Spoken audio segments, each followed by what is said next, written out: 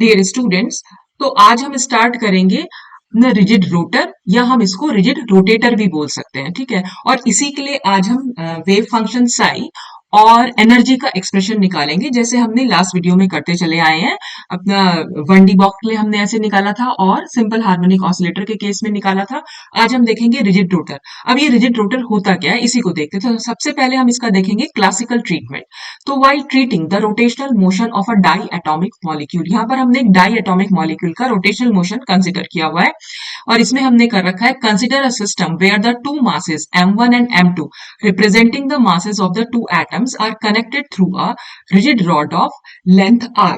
मतलब हमने क्या कर रखा है, यहाँ पर एक डाई एटॉमिक मॉलिक्यूल ले रखा है, ठीक है। डाई एटॉमिक मॉलिक्यूल जिसमें दो मास है, दो पार्टिकल से मिलकर बना हुआ है। एक पार्टिकल हमारा ये है m1, ठीक है, और दूसरा पार्टिकल हमारा क्या है m2, ठीक। और ये दोनों पार्टिकल जो है, एक जो इनके बीच का जो डिस्टेंस है वो हमारा है r, ठीक है। और r यहाँ पर एक फिक्स्ड अमाउंट है, मतलब फिक्स्ड अमाउंट से क्या है, मतलब फिक्स्ड है वो। यानी कि हम ये मान के चल रहे हैं कि अगर देखो ये एक पार्टिकल है और ये एक पार्टिकल है, ये हमारा m1 है और ये m2 है, और ये पार्टिकल के बीच की जो बॉन्ड लेंथ है वो बॉन्ड लेंथ यहाँ पर फिक्स्ड है। यानी इस मॉलिक्यूल में कहीं कोई वाइब्रेशन नहीं हो रही है, हम ये मान के चल रहे हैं। जब मॉलिक्यूल में कोई वाइब्रेशन नहीं है तो हम ये बोल रहे हैं कि ये एक रिजिड बॉन्ड है, ठीक है। इसी को हमने यहाँ माना हुआ है कि दोनों मासेस जो है एक रिजिड रॉड से बंधे हुए हैं, ठीक है। तो वाइब्रेशन कोई नहीं हो रही है। अच्छा, और अब क्या हो रहा है, इसके ये सेंटर ऑफ मास के अराउंड जो है अपना रोटेट कर रहा है ये मॉलिक्यूल। और सेंटर ऑफ मास, क्योंकि यहाँ पर m1 मास, हमने m1 पार्टिकल को थोड़ा सा बड़ा बनाया हुआ है और m2 थोड़ा छोटा बनाया हुआ है। तो जो भी बड़ा यानी जो हैवी मास होता है, हमेशा सेंटर ऑफ मास उसी की तरफ रहता है, ठीक। इस चीज को आप कैसे समझ सकते हो बेटा, सेंटर ऑफ मास एक्चुअली किसी भी मॉलिक्यूल का वो पार्ट है कि जहां पर उस मॉलिक्यूल का मास जो है बैलेंस हो जाए, ठीक। इसको आप कैसे समझ सकते हो कि आप कभी ना अपनी फिंगर, सपोज ये आपकी फिंगर है, फिंगर पर आप कोई पेन लेना, ठीक है, उस पेन को बैलेंस करने की कोशिश करना। और पेन का ना देखो, सपोज इधर कैप बना हुआ है, ये सपोज मैंने ये कैप बना दिया, ठीक। अगर आप इसको इस पर बैलेंस करने की कोशिश करोगे तो आप खुद ही पाओगे कि ये कैप की तरफ जाकर बैलेंस हो रहा है। आप अपनी फिंगर पर इसको बैलेंस कर पा रहे हो, ठीक है। पेन जो है, अगर आप सपोज इसको मिडिल में रखोगे ना तो ये गिर जाएगा, इधर यहाँ कहीं फिंगर रखोगे तो भी गिर जाएगा। लेकिन जैसे ही आप इसे कैप की साइड रखोगे ना तो ये बैलेंस हो जाएगा। तो सेंटर ऑफ मास वो पॉइंट हुआ जहां पर उस बॉडी का मास जो है वो बैलेंस हो जाता है। और जिधर की साइड हैवी मास होता है, हमेशा सेंटर ऑफ मास भी उधर की तरफ होता है। तो अगर ये दोनों मास इक्वल होते, ठीक है, तो क्या होता है, सेंटर ऑफ मास बिल्कुल मिडिल में जाता, ठीक, तब वहां पर बैलेंस हो जाता है। लेकिन यहाँ पर एक हैवी मास है और एक थोड़ा लाइट मास है, तो हैवी मास की तरफ ये सेंटर ऑफ मास यहाँ पर बना रखा है। और इस सेंटर ऑफ मास के अराउंड जो है ये घूम रहा है, ठीक है, रोटेट कर रहा है। जैसे इसमें लिखा हुआ भी आगे कि now assume that this rigid rotator rotates around an axis perpendicular to its own axis, ठीक है। तो ये अपनी एक्सिस के परपेंडिकुलर, ये वाली एक्सिस पर ये जो है, ये इसके अराउंड जो है वो रोटेट कर रहा है, ठीक है। और जब ये रोटेट करेगा तो आप खुद से भी, जैसे आप अपना पेन अगर जब बैलेंस कर रहे हो, तो जब आपको पेन का सेंटर ऑफ मास मिल जाए तो फिर आप उस सेंटर ऑफ मास के अराउंड उसको घुमाकर देखना। तो जब आप खुद ही घुमाओगे ना तो आप पाओगे कि जो वो कैप वाली साइड है ना, वो एक छोटा सर्कल बना रही है। ये ध्यान देना बेटा कभी इस चीज पर, जब उसे आप रोटेट कर रहे हो वो एक छोटा सर्कल बनाएगी, और जो छोटा वाला मास होगा ना, यानी जो कैप के अपोजिट साइड वाला होगा, वो जो है एक बड़ा सर्कल बनाएगा, ठीक है। तो जब ये आप खुद भी इमेजिन कर सकते हो कि इस एक्सिस के अलोंग ये रोटेशन करा रहे हैं हम, तो ये वाली एक्सिस के अलोंग परपेंडिकुलर जब ये ऐसे घूम रहा है ना, तो जब ये घूमेगा तो ये m1 वाला मास जो है ये छोटा सर्कल बनाएगा और m2 वाला मास जो है ये बड़ा सर्कल बनाएगा। और m1 मास से इस सेंटर ऑफ मास तक का डिस्टेंस होगा r1, और सेंटर ऑफ मास से m2 तक का डिस्टेंस हुआ r2। यानी ये जो हमारी r है ये होगी R1 प्लस R2 के इक्वल, ठीक है। तो रिजिड रोटेटर मतलब ऐसा हुआ कि दो मासेस एक दूसरे से अटैच्ड हैं, लेकिन उनका जो डिस्टेंस है ना तो वो घट रहा है ना वो बढ़ रहा है, वो फिक्स्ड है, ठीक है, कोई वाइब्रेशन वहां पर नहीं हो रही है। और अपने सेंटर ऑफ मास के अलोंग वो जो है, मतलब परपेंडिकुलर जो है वो रोटेट कर रहा है, ठीक है। तो सेंटर ऑफ मास के थ्रू जो है वो रोटेट कर रहा है, और रोटेशन के दौरान बस वो हमने यहाँ पर डायग्राम से इसको शो कर दिया। तो ये डायग्राम शो हुआ, ये डाई एटॉमिक रिजिड रोटेटर का हो गया। ठीक, क्योंकि ये रोटेशन हो रही है तो कुछ ना कुछ वेलोसिटी यहाँ पर होगी। तो v1 और v2 यहाँ पर वेलोसिटी है दोनों मासेस की, m1 की है v1 और m2 की है v2। काइनेटिक एनर्जी के फॉर्मूले से हम यहाँ पर क्या लिख सकते हैं, काइनेटिक एनर्जी को हम T से यहाँ पर डिनोट कर रहे हैं। और काइनेटिक एनर्जी क्या होती है, आप लोगों ने कई बार पढ़ा होगा ये relationship, half M V square. क्योंकि यहाँ पर दो मासेस हैं तो हमने m1 v1 स्क्वायर कर दिया और दूसरे का हाफ m2 v2 स्क्वायर। तो टोटल काइनेटिक एनर्जी हमारी इस तरह से निकल के आ सकती है। फिर वेलोसिटी किसके इक्वल, अगर क्योंकि यहाँ पर एंगुलर मोशन हो रहा है, रोटेशन हो रहा है तो इसलिए एंगुलर मोशन हो रहा है। तो ये जो हमारी वेलोसिटी होती है ये इक्वल होती है r1 ओमेगा के, जहां पर r1 तो मैंने आपको बताया डिस्टेंस है सेंटर ऑफ मास से, और ओमेगा क्या है, वो एंगुलर वेलोसिटी है। ठीक है, और v2 को हम शो कर सकते हैं r2 ओमेगा से। तो ये फॉर्मूला भी आप लोगों ने कई बार फिजिक्स में पढ़ा हुआ होगा। तो यहाँ दिखा भी रखा है कि ओमेगा एंगुलर वेलोसिटी और r1 r2 जो है वो रिस्पेक्टिव डिस्टेंसेज है दोनों मासेस के सेंटर ऑफ मास से। ठीक, तो ये v1 और v2 की जो वैल्यूज है वो हम यहाँ पर पुट कर देंगे। ठीक, तो जब यहाँ पर पुट करेंगे तो क्या आ जाएगा, देखो ऊपर कर भी रखा है इसमें। हमने क्या करा, v1 की जगह r1 ओमेगा कर दिया, क्योंकि v1 का स्क्वायर था इसलिए r1 ओमेगा का स्क्वायर करा। फिर v2 की जगह हमने r2 ओमेगा का स्क्वायर करा। इसमें से हम क्या कर सकते हैं, ओमेगा स्क्वायर को हम कॉमन ले सकते हैं और अंदर क्या बचेगा, m1 r1 का स्क्वायर प्लस m2 r2 का स्क्वायर। और ये जो m1 r1 स्क्वायर और m2 r2 स्क्वायर है इसको हम I के इक्वल, और I क्या है यहाँ पर, movement of inertia. Movement of inertia क्या होगा, मूवमेंट ऑफ इनर्शिया का फॉर्मूला ये होता है बेटा। मूवमेंट ऑफ इनर्शिया को बेटा मैंने बहुत अच्छे से एक्सप्लेन किया हुआ है रोटेशनल स्पेक्ट्रोस्कोपी में, आप मेरे वीडियोस डले हुए हैं वहां पर जाकर अगर आप देखेंगे। I इज इक्वल टू, यानी movement of inertia is equal to summation of M I R I square, जितने भी मासेस हैं वहां पर और उनका डिस्टेंस जो भी है उसका स्क्वायर करके अगर हम कर दें तो हम मूवमेंट ऑफ इनर्शिया यहाँ पर निकाल सकते हैं। तो फॉर्मूला हमारे पास क्या निकल के आ गया, T is equal to half I omega square. ये जो हमारा काइनेटिक एनर्जी का फॉर्मूला आया रिजिड रोटेटर के लिए, ये हाफ आई ओमेगा स्क्वायर, ये तो आ गया रोटेशनल मोशन के लिए। और अगर लीनियर मोशन के लिए हम निकालते हैं तो हमारा आता है हाफ एम वी स्क्वायर। तो देखो दोनों फॉर्मूला बिल्कुल सेम है, इसमें सिर्फ चेंज क्या हुआ है कि रोटेशनल मोशन में एम की जगह तो ले ली है आई ने और वी की जगह ले ली है ओमेगा ने, यानी वेलोसिटी की जगह एंगुलर वेलोसिटी और मास की जगह मूवमेंट ऑफ इनर्शिया ले लिया। ठीक है, तो वही चीज इन्होंने यहाँ लिखी हुई है कि kinetic energy expression is the rotational counterpart of the kinetic energy expression of T is equal to half M V square, जहां पर आई ने एम की जगह पर प्लेस लिया और ओमेगा ने वी की जगह पर प्लेस कर लिया है। और यही सिमिलर एनालॉगी हम अपने एंगुलर मोमेंटम के लिए भी निकाल सकते हैं। देखो लीनियर मोमेंटम से ही हम लेंगे। लीनियर मोमेंटम क्या होता है, पी इज, लीनियर मोमेंटम को हम पी से डिनोट करते हैं और पी इज इक्वल टू क्या होता है, मास इनटू वेलोसिटी। ये आप लोगों ने कभी छोटी क्लासेस में फिजिक्स में जरूर पढ़ा होगा। तो एंगुलर मोमेंटम को हम एल से डिनोट करते हैं। ठीक है, और अभी अभी हमने देखा एम की जगह हम लिख सकते हैं आई और वी की जगह हम लिख सकते हैं ओमेगा। तो एंगुलर मोमेंटम का फॉर्मूला हमारा यहाँ पर ये निकल के आ गया, L is equal to I omega. ठीक, अब अपनी काइनेटिक एनर्जी को हम लीनियर मोमेंटम की टर्म में लिख सकते हैं। कैसे लिख सकते हैं, अगर हम इस वाली इक्वेशन को T is equal to half omega square को मल्टीप्लाई कर दें I से और डिवाइड भी कर दें I से, तो क्या हो जाएगा, देखो यहाँ पर ये एक I तो ऑलरेडी है और एक I यहाँ से आ गया, तो हम I स्क्वायर लिख सकते हैं इसको। ओमेगा स्क्वायर तो पहले से ही लिख रखा है और डिवाइडेड बाय 2 यहाँ पर है और I यहाँ पर है, तो डिवाइडेड बाय 2I आ गया। आई स्क्वायर ओमेगा स्क्वायर को हम आई और ओमेगा का होल स्क्वायर भी लिख सकते हैं। ठीक है, तो उससे ये बन गया। और आई ओमेगा क्या होता है, एल, तो इसलिए ये L square upon 2I। T is equal to ये एल स्क्वायर अपॉन 2I, ये हमने अपनी काइनेटिक एनर्जी लिख दी एंगुलर मोमेंटम की टर्म में। ठीक, तो ये जो हमारी एनर्जी आई यहाँ पर क्लासिकल मैकेनिक्स के अकॉर्डिंग, जो हमारे एंगुलर मूवमेंट सॉरी जो एंगुलर पोर्शन के लिए, यानी जब हमारा मॉलिक्यूल रोटेट कर रहा है तो उस रोटेशनल मोशन के लिए जो काइनेटिक एनर्जी की वैल्यू आती है T is equal to half I omega square. अब इसमें हाफ तो कांस्टेंट हो गया, I भी यहाँ पर कांस्टेंट है क्योंकि I क्या है हमारा एम आर स्क्वायर। तो मास तो जो भी हमने डायटोमिक मॉलिक्यूल ले रखा है दोनों मास हमारे फिक्स है।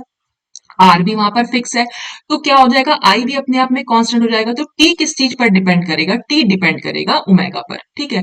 और ओमेगा की कोई भी वैल्यू हो सकती है, ये यहाँ पर लिखा हुआ है कि classically speaking the kinetic energy of the rotator can have any value since omega can possess any value, क्योंकि ओमेगा की कोई भी वैल्यू हो सकती है, इसलिए ये काइनेटिक एनर्जी की भी यहाँ पर कोई भी वैल्यू हो सकती है। तो क्लासिकल ट्रीटमेंट में यानी क्लासिकल मैकेनिक्स में ये बताया गया कि रिजिड रोटेटर की काइनेटिक एनर्जी की कोई भी वैल्यू हो सकती है, क्योंकि उसकी वैल्यू ओमेगा पर डिपेंड कर रही है, और ओमेगा की तो कोई भी वैल्यू हो सकती है। तो यहाँ पर जैसे अगर डिजिट की बात करूं, तो चाहे 1 हो, 1.5 हो, 1.75 हो, कुछ भी वैल्यू हम ओमेगा की लिख सकते हैं, तो इससे हमारी काइनेटिक एनर्जी की भी कोई वैल्यू आ सकती है। लेकिन क्वांटम मैकेनिक्स में ऐसा नहीं होता। क्वांटम मैकेनिक्स में एनर्जी की वैल्यू फिक्स्ड होती है, क्वांटाइज्ड होती है, वहां पर फिक्स्ड अमाउंट ऑफ एनर्जी होता है, जितना है उतना ही होगा, है। तो ये चीज इसमें लिखा हुआ भी है कि this is however not true in the framework of quantum mechanics. In the latter it can be shown that the energies are quantize. तो क्वांटम मैकेनिक्स में एनर्जीज जो है वो क्वांटाइज होती है, वहां पर आप कोई भी अमाउंट नहीं ले सकते, और वही एनर्जी का एक्सप्रेशन हम यहाँ पर निकालने जा रहे हैं। तो अब हम देखेंगे quantum mechanical treatment of rigid rotator, और इसमें हम क्या दिखा रहे हैं, इसमें हमने ये शो किया पहले क्लासिकल काइनेटिक एनर्जी क्या थी हमारी, T is equal to half M one V one square plus half M two V two square. उसको अगर हमें लीनियर मोमेंटम की टर्म में लिखना है, तो हम कुछ ऐसे लिख सकते हैं, क्योंकि अभी अभी हमने देखा L square upon I omega, sorry L square two I था, sorry L square upon two I था। तो हमने क्या करा, एल की जगह हमने पी कर दिया, तो पी स्क्वायर अपॉन और आई की जगह हमने एम कर दिया, ठीक। तो P square upon two M, अब क्योंकि यहाँ पर वी एम वन है, तो इसलिए हमने टू एम वन कर दिया, और ये P square upon two M two कर दिया है, ठीक है। तो P1 और P2 क्या है यहाँ पर, linear momentum of the two particles of the rigid rotator. For a rotator rotating freely the potential energy is zero and hence its total energy is equal to its kinetic energy. अब देखो हमारी total energy क्या होती है, total energy को हम लिखते हैं kinetic energy plus potential energy. E हमारा टोटल एनर्जी को डिनोट कर रहा है, टी काइनेटिक एनर्जी को, वी पोटेंशियल एनर्जी को। अब क्योंकि हमारा मॉलिक्यूल रोटेट कर रहा है, और पोटेंशियल एनर्जी कब आती है, पोटेंशियल एनर्जी तब होती है मॉलिक्यूल में जब मॉलिक्यूल रेस्ट पर होता है, लेकिन मॉलिक्यूल रेस्ट पर तो नहीं है, मॉलिक्यूल में मोशन है। जब मोशन है तो इसका मतलब v इज इक्वल टू हमारा जीरो, तो ये वैल्यू हमारी पूरी जीरो हो जाएगी। तो टोटल का एनर्जी किसके इक्वल हो गई, हमारी काइनेटिक एनर्जी के बराबर हो गई। तो इसलिए E की जो हमारी T की वैल्यू हमने लिखी थी P1 square upon two M one plus P2 square upon two M two, वो हम E के इक्वल भी लिख सकते हैं, ठीक है। या हम इसको और कैसे लिख सकते हैं, ये P1 और P2 को हमने इसके तीन पार्ट्स में जो एक्स वाई और जेड एक्सिस हैं इसके, उसकी टर्म में हमने यहाँ पर लिख दिया कि P X one square plus P Y one square plus P Z one square upon two M one, और पी टू को भी हमने P X two P Y two और पी जेड टू, ये प्लस जो है यहाँ नहीं है बेटा, यहाँ पर है ये ऐसे, ठीक है। तो यहाँ पर P X P Y P Z क्या है, three components of linear momentum along X Y and Z axis perpendicular to each other. तो जो हमारी थ्री डायमेंशंस होती हैं एक्स वाई और जेड, उसके अलोंग जो थ्री कंपोनेंट हमारे निकल के आएंगे हमारे लीनियर मोमेंटम के, वो पी एक्स पी वाई और पी जेड होंगे। तो इसको हमने उसी थ्री कंपोनेंट के टर्म में यहाँ पर लिख दिया है। और रिप्लेसिंग पीज, जितने भी पी हैं ऊपर एनर्जी में, उनको हम रिप्लेस कर रहे हैं with the corresponding quantum mechanical operator. देखो अब हम क्या करेंगे, इस वाली जो इक्वेशन को, ये वाली जो इक्वेशन है, इसको हम क्वांटम मैकेनिकल ऑपरेटर की टर्म में लिखेंगे। तो क्वांटम मैकेनिक्स में टोटल एनर्जी का ऑपरेटर क्या होता है, हैमिल्टोनियन होता है, एच कैप। तो हमने यहाँ पर लिख दिया एच कैप, ठीक है। और जो हमारा लीनियर मोमेंटम होता है, लीनियर मोमेंटम के लिए ऑपरेटर होता है ये, ठीक है। और इसको हम, इसकी वैल्यू किसके बराबर होती है, ये मैंने आपको शुरू में बताया था जब हमने पोस्टुलेट्स डिस्कस किए थे, एच अपॉन टू पाई आई, और इसको हम लिखते हैं डेल अपॉन डेल एक्स, ठीक। अब क्योंकि यहाँ पर p का स्क्वायर कर रखा है, तो अगर हम इसका स्क्वायर करेंगे, तो ये पूरे का स्क्वायर अगर हम कर दें तो क्या आ जाएगा, वैल्यू निकलेगी एच स्क्वायर और फोर पाई स्क्वायर आई का square del upon del X, del square और डेल एक्स स्क्वायर, यही वैल्यू तो निकल के आएगी। और आई स्क्वायर क्या होता है, ये बात भी मैं कई बार बता चुकी हूँ, आई स्क्वायर होता है माइनस वन, तो यहाँ से आई स्क्वायर हट जाएगा और आगे साइन आ जाएगा माई का, सॉरी माइनस साइन आ जाएगा। तो ये हो गया हमारा एक्स कॉम्पोनेंट के लिए। अब हमारे पास तीनों कॉम्पोनेंट है, ये तो हमारा पी एक्स की वैल्यू निकली, ठीक है। ऐसे ही हम पी वाई की जब निकालेंगे तो इसकी जगह वाई हो जाएगा, जब पी जेड निकालेंगे तो यहाँ पर जेड हो जाएगा। तो ये हमने पी एक्स के लिए निकाला है, तो पी एक्स के लिए हमने यहाँ पर हम लिख सकते हैं इसको। अब ये सारे components P X one square upon two M one है, P Y one square upon two M one है, P Z one square upon two M one है। तो हम क्या कर रहे हैं, one upon two M one को कॉमन ले रहे हैं। अंदर क्या बचेगा फिर हमारा, यही वाली वैल्यूज को, ये वाली जो वैल्यू यही तो मैंने यहाँ लिखी हुई है, minus H square upon four pi square del square upon del X one square. ठीक है। फिर वाई कंपोनेंट के लिए लिखेंगे, फिर से माइनस साइन आएगा, तो फिर हम ये लिखेंगे, फिर जेड के लिए फिर से माइनस साइन आएगा, और इस तरह से हमने ये पहले पोर्शन के लिए लिख दिया। ठीक है। अब पॉजिटिव साइन लगाया, फिर हमने पॉजिटिव लगाया। अब यहाँ पर one upon two M two को हमने कॉमन लिया, और अंदर क्या बचेगा, अंदर हमारा माइनस साइन के साथ वही एक्स टू वाई टू और जेड टू कॉम्पोनेंट रहेंगे। ठीक है। अब इसके बाद हम क्या कर सकते हैं, इसके बाद हमने क्या करा कि आप देख रहे हैं इस वाली इक्वेशन में सब जगह आपने फोर पाई स्क्वायर लिखा हुआ है, तो फोर पाई स्क्वायर को हमने बाहर कॉमन निकाल लिया। ठीक है।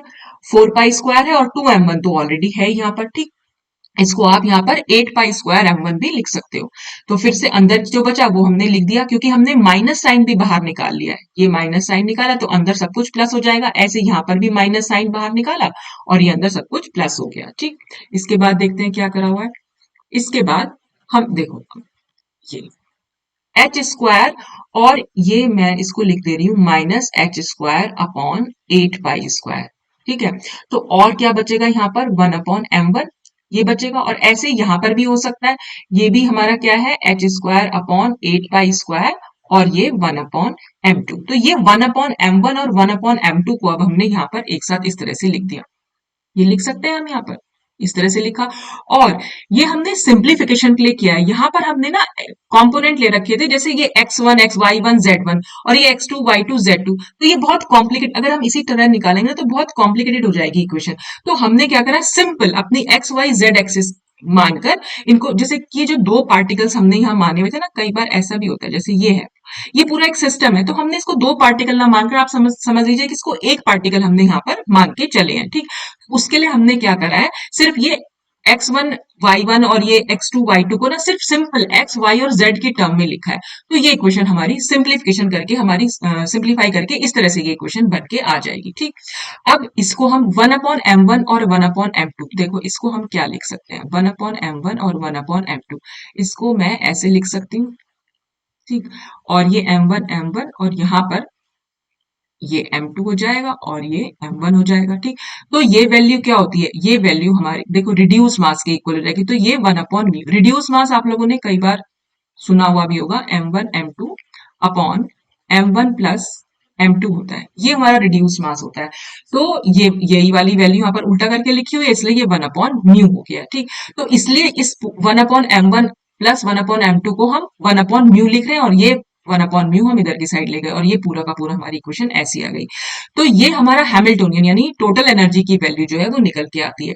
अब इसी को हम अपनी श्रोडिंगर वेव इक्वेशन में लिखेंगे, क्योंकि श्रोडिंगर वेव इक्वेशन को ही हम सॉल्व करने जा रहे हैं अपने रिजिड रोटेटर के लिए।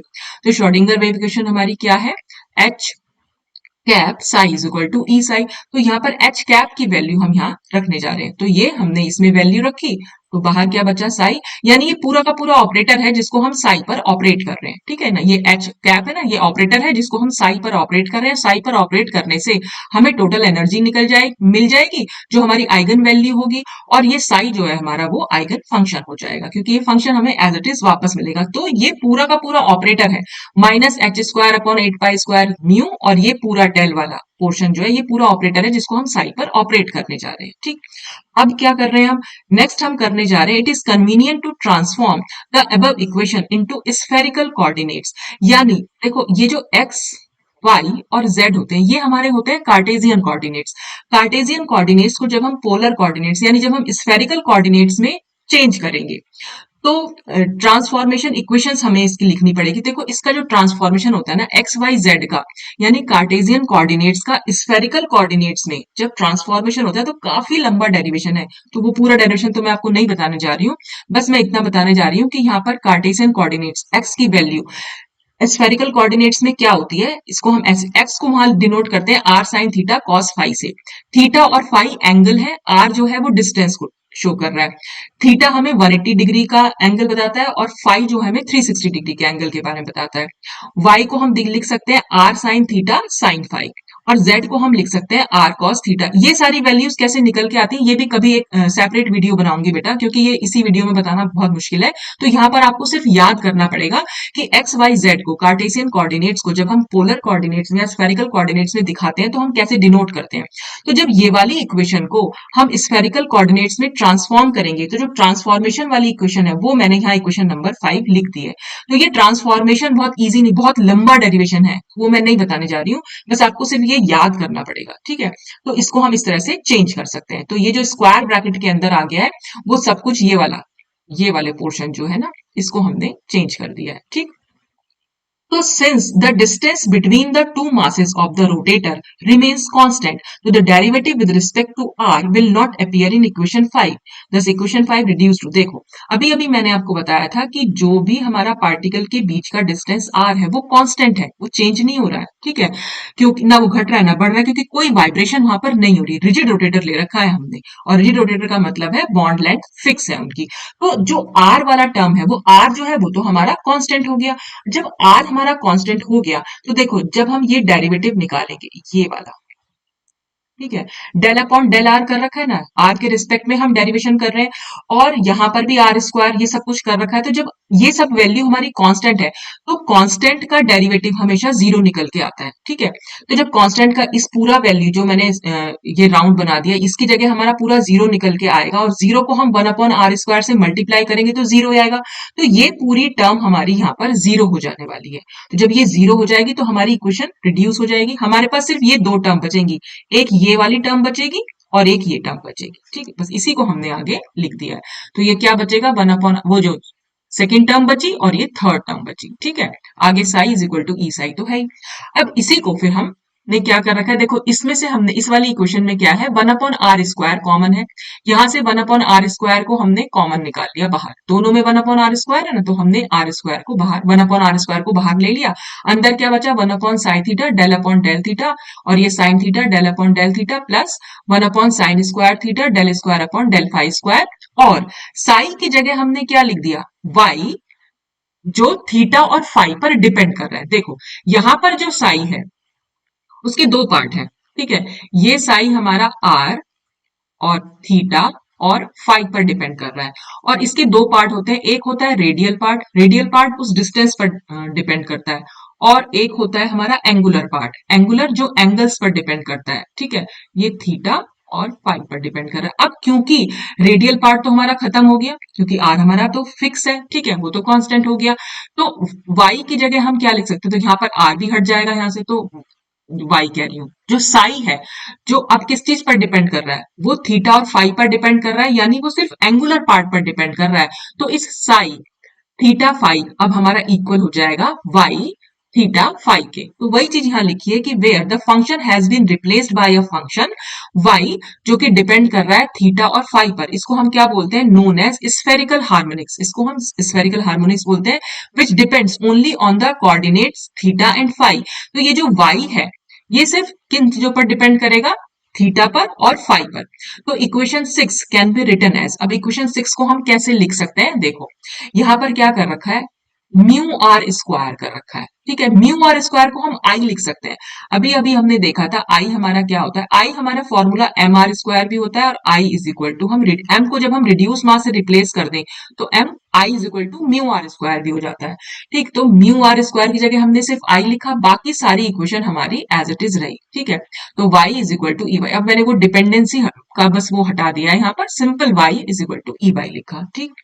फिर हम और क्या कर सकते हैं, देखो अब ये H square upon 8 pi square I था, इसको मैं अगर ऐसे लिखूं, ये H square upon 4 pi square और 2 आई लिखूं, ये भी तो यही बात हुई, एच स्क्वायर 8 पाई आई स्क्वायर को, 8 पाई स्क्वायर आई को मैं ऐसे भी तो लिख सकती हूँ।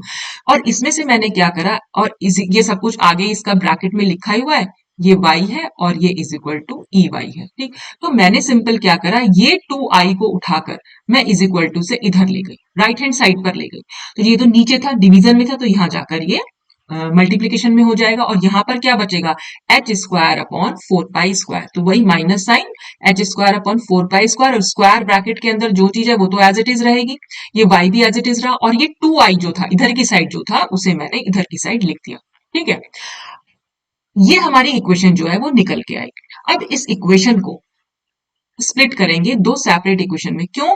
क्योंकि यहां पर आप इस पूरी इक्वेशन में आप देखेंगे हमें दो पार्ट दिख रहे हैं, एक तो थीटा वाला पार्ट दिख रहा है और एक हमें फाई दिख रहा है।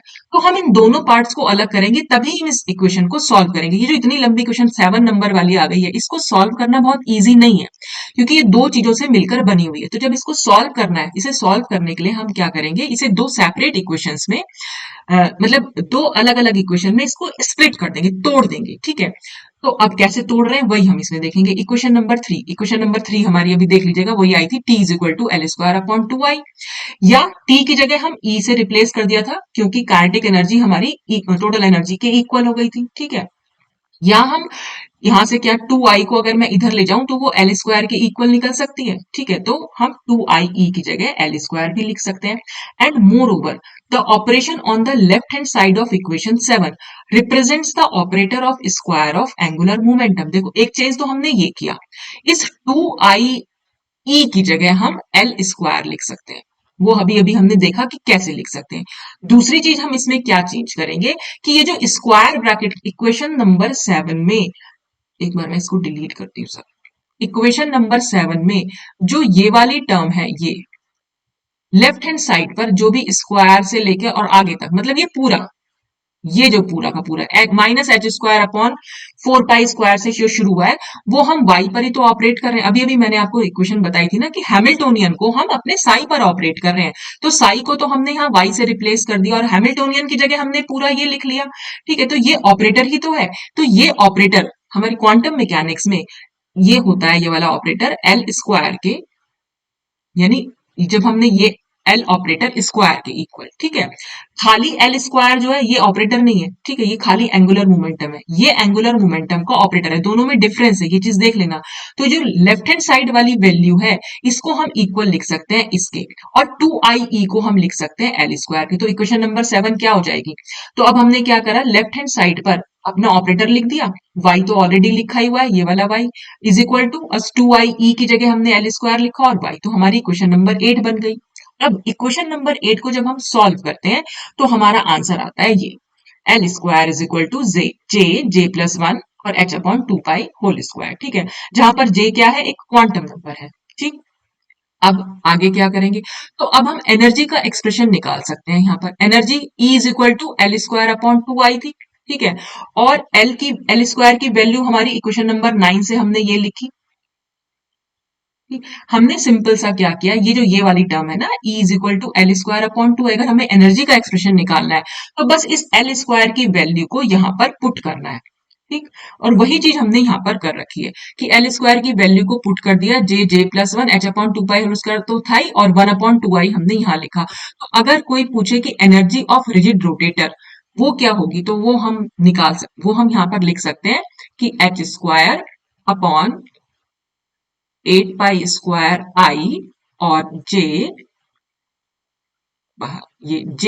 प्लस 1, ये जो एनर्जी निकली, देखो इक्वेशन नंबर 10 को हम ऐसे भी तो लिख सकते हैं, एच स्क्वायर कर लिया, 2 पाई का स्क्वायर करेंगे तो 4 पाई स्क्वायर, और 2 तो ऑलरेडी यहाँ पर है, तो ये 8 पाई स्क्वायर, और आई भी यहाँ पर है, आई लिख दिया, और जे प्लस 1, तो ये हमारा एनर्जी का एक्सप्रेशन निकल के आ गया रिजिड रोटेटर के लिए। ठीक, अब हम देख लेते हैं क्या कर रहे हैं, हम इस इक्वेशन नंबर 10 को इक्वेशन नंबर 7 में सब्स्टिट्यूट कर लेंगे। देखो इक्वेशन नंबर 7, ये थी हमारी इक्वेशन नंबर 7, हमने इसमें सिंपल क्या करना है, इस ई की जगह पर हम अपनी वैल्यू लिखेंगे। ठीक है, इस ई की जगह पर हमने क्या लिखा, जे प्लस 1। देखो हमारे साइड में क्या लिखा था, 2i e, right hand side में यही तो लिखा था ना। इक्वेशन नंबर 7 में देखो, इक्वेशन नंबर 7 में राइट हैंड साइड पर ये लिखा हुआ है, हमने और कोई चेंज नहीं किया, बाकी सब कुछ एज इट इज ही लिखा हुआ है, बाकी कहीं कोई चेंज नहीं है। लेफ्ट हैंड साइड वाली इक्वेशन बिल्कुल वैसी की वैसी है, सिर्फ इसकी जगह पर हमने ई की जगह पर हमने अपनी ये जे plus 1 H upon 2 pi whole square Y तो ऑलरेडी है ही, ई की जगह पे हमने ये लिखा, और इसमें 1/2i और था, और एक 2i यहाँ पर पहले से था, तो ये 2i से 2i कैंसिल हो गया है बस। ये जो 2i e था ना, बस बेटा आप ये ध्यान रखना, e की जगह पर हमने इक्वेशन नंबर 10 लिखेंगे, और इक्वेशन नंबर 10 में 1/2i दे रखा है, तो 1/2i इस 2i से कैंसिल हुआ है, बाकी जो कुछ बचा है वो हमने यहाँ पर लिख दिया है। ठीक, फिर और क्या कर सकते हैं हम इसमें? अब हमने इसमें सिंपल सा ये किया है, एक सेकेंड में जरा इसको इरेज करती हूँ। ठीक, अब देखो यहाँ पर है -h² अपॉन 4π²। ठीक, हम जब इसे इज इक्वल टू से राइट हैंड साइड, मतलब ये लेफ्ट हैंड साइड पर लिखा है, हम इज इक्वल टू से इधर की साइड ले जा रहे हैं। यहां पर अगर मैं इसको लेके जाऊंगी, तो यहां पर मैं इसको -4π² अपॉन h² लिख सकती हूँ। ये मल्टीप्लीकेशन में आएगा बेटा, ठीक है, ये मल्टीप्लीकेशन में आएगा। और मैंने इसको 4π²h, तो ये h² से h² कैंसिल हो जाएगा, ये 4π² से 4π² कैंसिल हो जाएगा, यहाँ पर बचेगा माइनस साइन। तो बस उसी माइनस साइन को मैं यहाँ पर आगे लगा दूंगी, तो हमारे पास क्या बचेगा? -j+1 और ये y बचेगा। आप समझ पा रहे हैं ना इस चीज को? ये वाली बस इतना चेंज करना है, ये वाला जो टर्म है इज इक्वल टू से इधर लेके जाना है, बस यहां पर लेके जाना है, तो ये मल्टीप्लिकेशन में तो जाएगा। जब ये मल्टीप्लिकेशन में जाएगा तो साइन तो सेम रहेगा, और ये हम उल्टा करके लिख देंगे, जो वहां पर नीचे है वो यहाँ ऊपर हो जाएगा, और जो ऊपर है वो नीचे हो जाएगा। बस इससे ये कैंसिल हुआ, इससे ये कैंसिल हुआ, तो बस माइनस साइन तो बचा यहाँ पर, तो ये माइनस क्या बचेगा? यहाँ पर बचेगा -j+1 और ये y बचेगा। ठीक, और अब मैं क्या करूंगी, इस ये इज इक्वल टू से इधर लिखा हुआ है, ठीक, और इधर की साइड तो अपना ये सब पूरा ब्रैकेट में चल ही रहा है, तो अब इस वाली टर्म को जब मैं इज इक्वल टू से इधर लेके जाऊंगी तो ये प्लस में हो जाएगा। ठीक है, तो मैंने इसे प्लस में कर दिया और यहाँ पर हमारा 0 बचा। ठीक, अब क्या कर रहे हैं, इस वाली इक्वेशन को हम क्या कर रहे हैं, साइन स्क्वायर थीटा से मल्टीप्लाई कर रहे हैं। देखो इसी इक्वेशन में अगर मैं यहाँ पर साइन स्क्वायर थीटा लिख दूं, तो एक साइन थीटा से एक साइन थीटा कैंसिल हो जाएगा, खाली एक साइन थीटा बचेगा, तो वो साइन थीटा मैंने यहाँ लिखा। बाकी ये सारा इक्वेशन एज इट इज लिख दी, तो ये यहाँ पर एज इट इज लिखा हुआ है। ठीक, अब ये वाली टर्म देख लो, j+1 y को भी मैं साइन स्क्वायर थीटा से मल्टीप्लाई कर रही हूँ, तो ये j+1 साइन स्क्वायर थीटा। और अब ये वाली टर्म में देखो, यहाँ पर अगर मैं ऊपर साइन स्क्वायर थीटा लिखूंगी, तो इस साइन स्क्वायर थीटा से ये साइन स्क्वायर थीटा कैंसिल हो जाएगा, क्या बचेगा? डेल स्क्वायर y अपॉन ये। ठीक, सिंपल सा क्या हुआ। अच्छा, एक चीज और मैं यहाँ बताना भूल गई आपको, वैसे तो आपने शायद खुद भी नोटिस कर लिया हो। हमने क्या करा, जब ये इस इक्वेशन से ये वाली इक्वेशन लिखी, तो सिंपल इस y से अंदर मल्टीप्लाई कर दिया, मतलब ये y हम स्क्वायर ब्रैकेट के अंदर ले गए हैं, तो जब स्क्वायर ब्रैकेट के अंदर हम लेके जाएंगे, एक तो हमारा यहाँ पर y आ जाएगा, ठीक है, जब मल्टीप्लाई कर रहे हैं हम इसको, ठीक, और एक y हमारा यहाँ पर आ जाएगा, ठीक है, ये y हमारा यहाँ से हट जाएगा, तो बस वही क्या है, फिर साइन स्क्वायर थीटा से हमने इसको पूरी इक्वेशन को मल्टीप्लाई कर दिया है। ठीक, अच्छा, अब क्या करेंगे, फिर है इसमें, ये तो हमारी इक्वेशन नंबर 11 बन के आ गई यहाँ पर। The operator in equation 11 is made up of two terms. तो जो भी ऑपरेटर यहाँ पर हैं वो दो टर्म से मिलकर बने हुए हैं, एक तो थीटा वाली टर्म है यहाँ पर, ठीक, और एक हमारी फाई स्क्वायर वाली टर्म है, यानी थीटा भी है और फाई भी है। तो one depending on independent variable theta and the other on independent variable phi. तो दो इंडिपेंडेंट वेरिएबल है, इंडिपेंडेंट वेरिएबल मतलब थीटा और फाई, ये हमारे इंडिपेंडेंट वेरिएबल है, और जो ऑपरेटर है वो इन पर डिपेंड कर रहे हैं। ठीक है, जो दो ऑपरेटर्स हैं वो इन पर डिपेंड कर रहे हैं। ठीक, तो so we define the function ये y as a product of two functions. तो हम यहाँ पर ये बता सकते हैं कि हमारा जो y है वो हमारे दो फंक्शंस का प्रोडक्ट है। एक तो ये कैपिटल थीटा, इसको हम कैपिटल थीटा लिखते हैं, ठीक है, और एक ये कैपिटल फाई। ठीक है, जो कैपिटल फाई है वो स्मॉल फाई पर डिपेंड कर रहा है, और जो कैपिटल थीटा है वो स्मॉल थीटा पर डिपेंड कर रहा है। तो ये जो y हमारा है ये दो टर्म्स का प्रोडक्ट है। ठीक है, तो अब हम क्या करेंगे चेंज, अब हम इतना करेंगे, जो जहां जहां y लिखा हुआ है y की जगह हम ये दोनों लिखेंगे।